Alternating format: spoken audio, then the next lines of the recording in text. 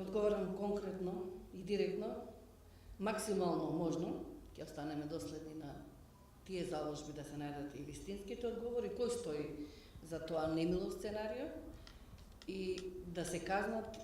сите вистински виновници, значи не само извршителите ве застанаа пред лицето на правдата, се заврши така како што се заврши, меѓутоа се уште се непознати нарушителите. Во ова прилика и јас би сакала да се навратам на овој немил настан, не само како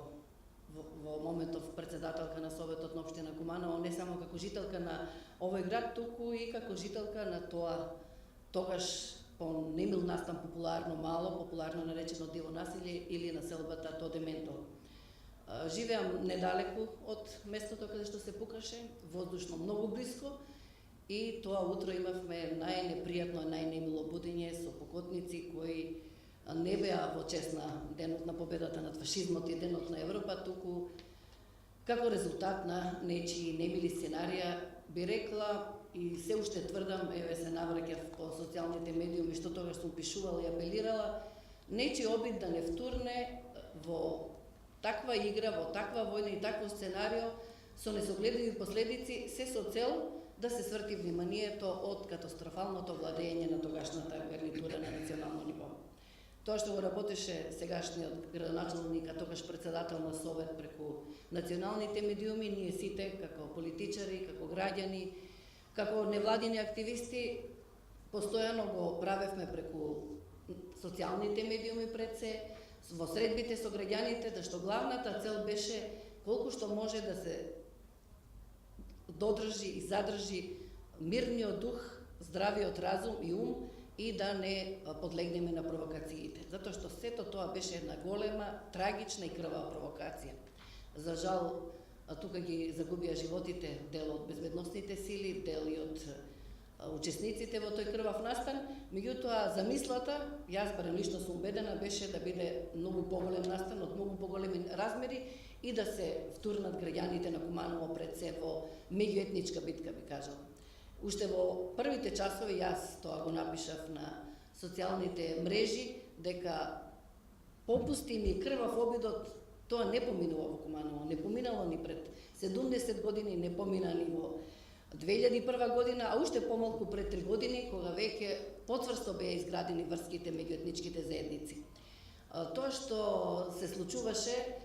беа моменти на неверица, на страв, на паника. Сите се трудевме, делуваме кој како може на смирување, на организирање од она што е официјални задачи на локалното раководство до она што ние како некакви чинители во политичкиот и во граѓанскиот живот во градот можевме да го направиме. Главно беше да не се потикне прелевање на настанот ни подалеку во границите на општината, а ниту во републиката. Сите добивавме пораки, повици за помош и дури апели за организирање на некакви одбранбени сили и доаѓаме во Куманово да ве помогнеме, да ве браниме, смирувавме и апелиравме сите да останат таму кај што се, да го сочуваме здравиот разум, бидејќи така само ќе одговориме на тоа што сакаше тогашната актуелна власт. Ова што го кажа тогашниот председател, на сегашен градоначалник, и ние го поставивме како прашање. Помина цел еден ден со покотници, со непознаници, со веќе жртви, со шпекулации, а не се јавија најодговорните, ниту премиерот, ниту министерката. Не се јавија, не може би веднаш да дадат точни одговори што се случува, ама барем да го смират сопствениот народ. Бидејќи, иако тие тоа не сакаа да го признаат, многу години на различни начини бевме злоупотребени, Куманово како неголема општина во Република Македонија, како мултиетничка, мултикултурна општина е дел од овој македонски народ, дел од македонската држава и заслужуваше и повеќе внимание, заслужуваше и повеќе доблест од тогашните носители на централната власт да бидат меѓу своите граѓани. Не беа и се случи тоа што се случи. За среќа во несреќа, таа војна беше само викенд војна, за 2 дена се заврши без поголеми размери. Ние со нашите комши, дел од мене седат и лево и десно, полека се враќавме во своите домови, се враќавме на нормалните токови, а веќе во понеделникот тогашниот лидер на опозицијата Зоран Заев, заедно со сите нас, беше меѓу првите што ги посети жителите од најзагрозените улици, од најзагрозениот дел од таа населба, со што покажа дека и тој и сите ние дека водиме грижа за животот на сите граѓани, независно на која етничка, верска, политичка припадност припаѓаат, бидејќи тука имаше приврзаници на дел од другите коалициони партнери на тогашната власт, а Груевски,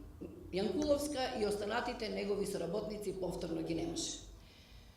Како што каже и градоначалникот, би сакале ова да бидат само немили сеќавања, но подсетување што и докаде може да доведе некој луд и неразумен ум, и би завршила со тоа дека колку и тоа да се